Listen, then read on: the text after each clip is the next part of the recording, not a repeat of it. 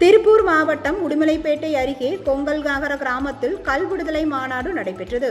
இதில் பாஜக மாநில தலைவர் அண்ணாமலை, அமமுக பொதுச் செயலாளர் டிடிவி தினகரன், ஐஜேகே கட்சி தலைவர் ரவி பச்சமுத்து ஆகியோர் பங்கேற்றனர்.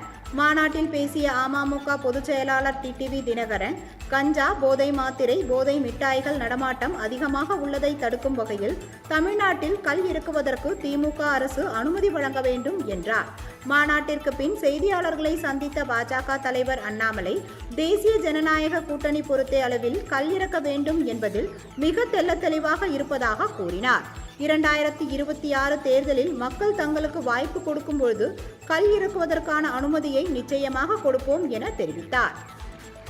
ஆனால் கல்லை பொறுத்தவரை மார்க்கெட்டு கொண்டு வரணும், விவசாய பெருமக்களுக்கு அதன் மூலமாக வருமானம் கிடைக்கணும். அதே ரீதியில எல்லா விதமான மனிதர்களுக்கும் தென்னை மரம், பனைமரத்திலிருந்து வரக்கூடிய பொருட்கள், அதனுடைய பால், அதனுடைய மகத்துவம் அவங்களுக்கு போய் சேரும்.